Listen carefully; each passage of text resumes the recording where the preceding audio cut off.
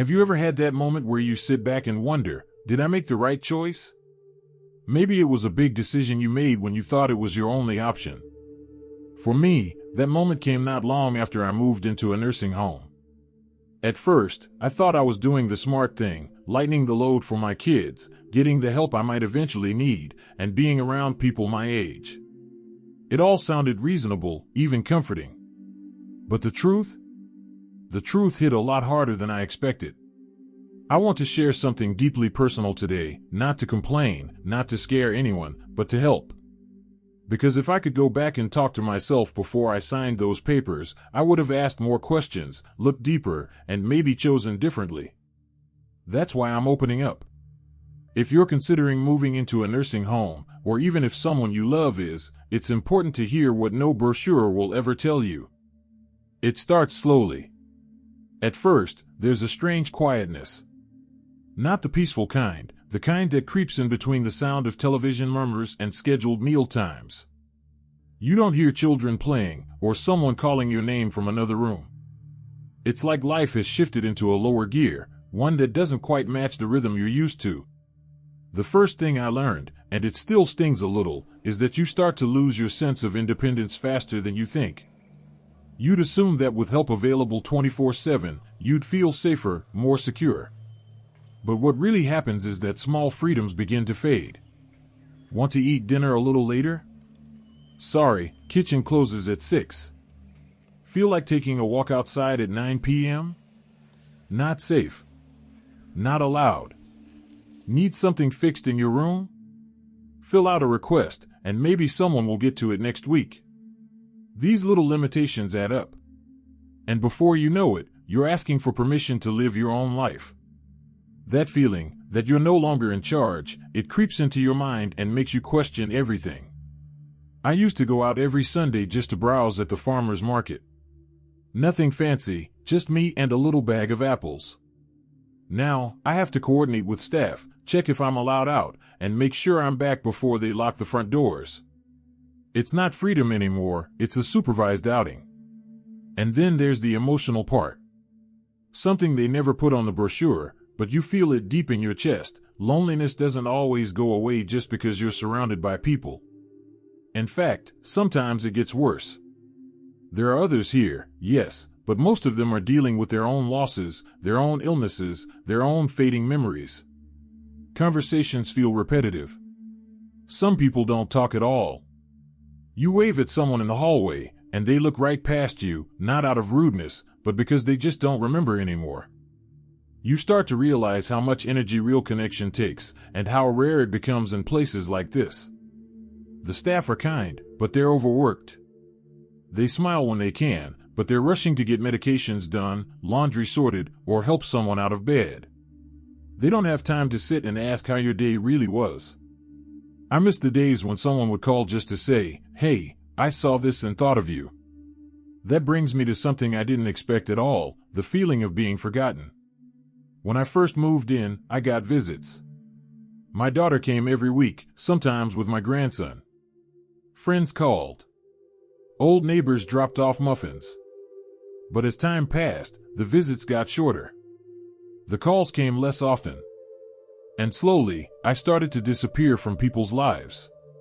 Not because they don't care, life just moves on. Kids grow up, families get busy, and the world outside doesn't stop just because your life has gotten quieter. It's not anyone's fault, really. But it still hurts. You look forward to that one phone call all week, and when it doesn't come, your whole week feels emptier. I used to be part of everything. Church, potlucks, even helping out at the local library.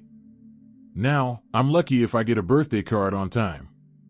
And yet, perhaps the hardest truth to admit is this: I started to believe that this was all I had left.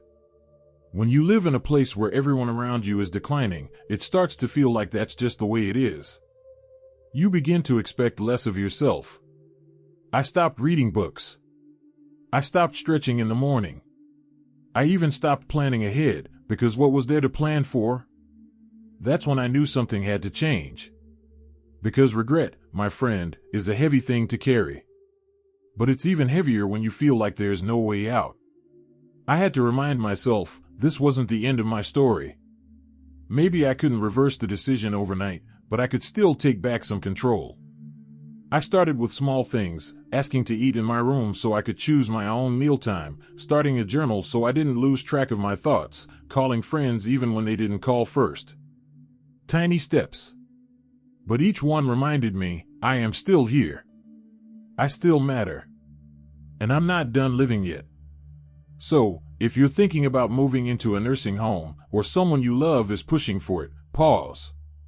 Think. Ask the hard questions. Visit more than once.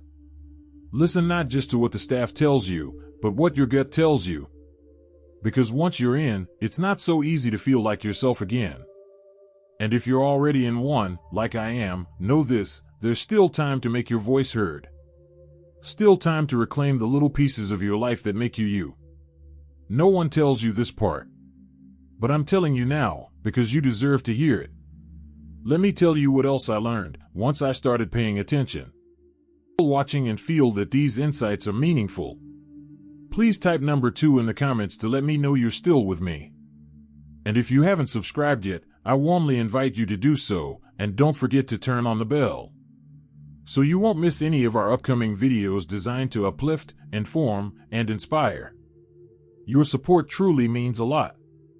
It's what keeps us going and allows us to continue sharing thoughtful, helpful content just for you. Now, let's continue this journey together. The next thing that really hit me hard, something I didn't expect at all, was how fast my independence started to fade. Not just physically, but emotionally too. You'd think being surrounded by trained staff and helpful routines would make life easier, and in some ways, yes, it did. But over time, I realized I wasn't really making choices for myself anymore. I was simply following a schedule that someone else had decided. Breakfast at 7:30, exercise at 10, bingo at 3. It was like living on autopilot, and that was tough. There was a day when I wanted to sleep in, just stay cozy under the covers because the night before had been rough. But a knock on the door reminded me it was medication time, followed by breakfast in the dining room. I remember sitting there thinking, when did I stop being in charge of my own mornings? That moment stayed with me. It was a subtle reminder that even small choices, when to eat, when to nap, whether I wanted to go for a walk, were no longer truly mine. And when you start losing those everyday freedoms, it chips away at your sense of self more than you realize. And then came the emotional weight of watching others decline. Living in a nursing home means you see it all, the good, the bad, and the heartbreaking. One day you're chatting with someone in the hallway, and a few weeks later, their room is empty. At first, I tried to keep some distance, but that's nearly impossible when you share meals and daily routines with the same people. I made friends, of course. Wonderful people. But every time someone passed away or moved into hospice care, it felt like a little piece of the community was missing. There's a quiet kind of grief that lingers in places like that. And while the staff tries to keep spirits high, decorating the halls, planning events, it doesn't fully mask the sense of loss that hovers. That part of the experience can wear you down emotionally, especially if you're someone who naturally connects with others. You care deeply, and over time, your heart gets a little heavier with each goodbye. Now, I don't want this to sound like nursing homes are all doom and gloom. There are kind people. There are good days. But I want to be honest with you, because no one was really honest with me. No one told me that sometimes, being constantly surrounded by people who are sick or struggling makes it harder to stay positive. It's not like being out in the world, where you see kids playing, neighbors gardening, or someone dancing in the kitchen just because a good song came on. You start to miss the randomness of life. The joy of the unexpected. Another truth I had to face was the feeling of being forgotten. Now, I don't blame my family, they love me. But life outside keeps moving, fast. My grandkids had sports games, school projects, college applications. My children had careers and mortgages and everything in between. And while they did their best to visit, the truth is, those visits got fewer over time. What started as weekly turned into once every 2 or 3 weeks. Then sometimes, it was just a quick call or a holiday visit. I remember sitting by the window one Sunday, waiting for a visit that didn't happen. My favorite cookies were out on a little napkin. I'd even dressed up a bit. But something came up, and they couldn't make it. It happens, I understand. But that feeling of being left behind, of watching the world keep turning without you, that's one of the hardest pills to swallow. You start asking yourself if this is it. If this little room, this schedule, and these walls are all there is for the rest of your life. That's when I really started reflecting. Not just about my life, but about what I wanted from the time I had left. Was I living or just existing? Had I made the move too soon? Could I have stayed in my own home longer with a little help? These weren't just casual thoughts, they kept me up some nights. And I know I'm not alone in this. I've heard others whisper about it during meals, or when sitting in the garden, voices low so no one else hears. I should have waited. I wasn't ready. And if you're watching this right now, wondering if a nursing home is your next step, I hope this gives you pause, not to scare you, but to help you make the most informed choice possible. Because there's something powerful about holding on to your independence just a little longer. Whether that means finding ways to modify your home, hiring someone to help with meals or cleaning, or leaning on a trusted neighbor, those steps might seem small, but they can mean the difference between truly living and simply surviving. I know not everyone has the same situation. Some folks really do need the round-the-clock care, and for them, these facilities can be a blessing. But if there's even a part of you that's still capable, still curious, still craving life outside of routines and fluorescent lights, don't give that up too quickly. It's worth fighting for. Let's talk about another thing that surprised me, and it's one people don't like to admit, how hard it is to feel useful when you're no longer needed. Before moving in, I was the one baking birthday cakes, knitting baby blankets, even helping neighbors with their garden. I had purpose. But in the home, everything was done for me. Laundry? Handled. Meals? Prepared. Cleaning? Not my job anymore. And while that might sound like a dream, it also left me wondering, what am I even for anymore? There's a kind of dignity that comes from being needed, from contributing, creating, caring. And when that gets taken away, it can leave a hole. A quiet, aching emptiness that no TV show or crossword puzzle can fill. It's one of those emotional truths people don't talk about much because it's not visible. But it's real. And I felt it more than I ever expected. And that brings me to something I didn't expect to matter so much at my age, the ability to make spontaneous choices. In the nursing home, everything, from meals to activities to bedtime, is scheduled. At first, I told myself that structure would be good for me. But after a few weeks, I realized that too much structure can feel like a cage. I couldn't decide to stay up late watching a movie. I couldn't cook myself a favorite dish when a craving hit. I couldn't even go for a walk outside whenever I felt like it without notifying someone. It's like being a guest in your own life. When you've lived a whole lifetime making your own decisions, raising a family, running a household, managing money, it's a hard pill to swallow when someone else is suddenly calling the shots. Even if they mean well, it chips away at your sense of independence. And without independence, you start to lose your confidence. You begin second-guessing yourself. You stop feeling like an adult, and that's a loss no one prepares you for. But perhaps the hardest truth I discovered, and this one still stings a little to admit, is how quickly people outside forget about you once you move into a home. Friends stop visiting as often. Grandkids get busy. Even phone calls become fewer. And it's not because they don't care, it's just that you're no longer part of their daily lives. When you live independently, you still run into neighbors, stop by the grocery store, maybe join a club or attend a local event. But when you're tucked away in a facility, the world keeps spinning without you. I'm not saying this to sound bitter. It's just something I wish someone had told me. I used to think nursing homes were full of folks chatting and playing bingo all day. And sure, those moments happen. But they don't make up for the quiet afternoons when you feel like you've been shelved, like a book no one reaches for anymore. That kind of loneliness doesn't show up on a brochure. Now, I want to be clear, I'm not against nursing homes. There are people who truly need that level of care, and there are some beautiful places out there with kind staff and lovely surroundings. But what I've come to understand is this: if you are still capable of living independently, even with a little help here and there, don't rush into giving that up.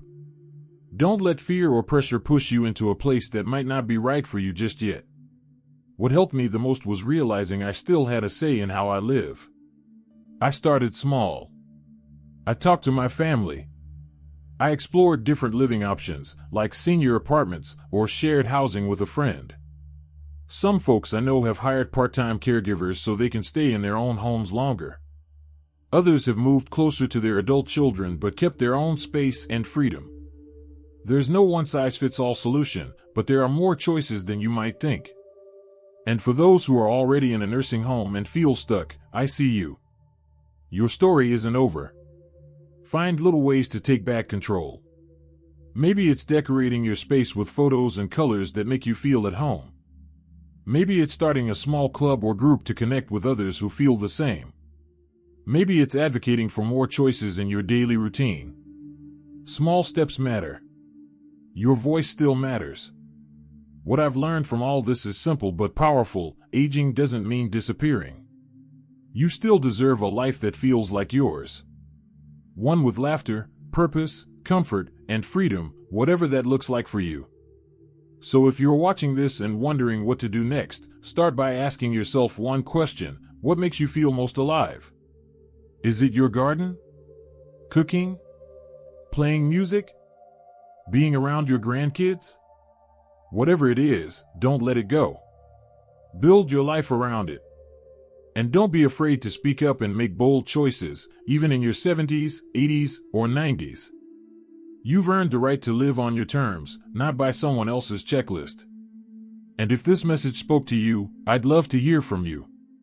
Share your story in the comments. Have you or a loved one lived in a nursing home? What was your experience like? Let's support each other by sharing what we've learned. And if you found this video helpful, give it a thumbs up and subscribe for more conversations like this. Here's to living boldly, freely, and fully, no matter your age. You've still got so much to give. Don't let anyone tell you otherwise. Keep your head high, your heart open, and your spirit strong. We're not just growing older, we're growing wiser. Thank you for spending time with us today. We'd love to hear your thoughts. Leave a comment below and share one thing you learned from this video and how you plan to apply it in your life. Your insights mean a lot to us and give us the motivation to keep spreading positivity and practical advice. If you found this video helpful, don't forget to like, subscribe, and share it with someone you care about. Your support truly helps us continue creating meaningful content that informs, inspires, and uplifts. Thanks for watching, and we look forward to seeing you in the next video.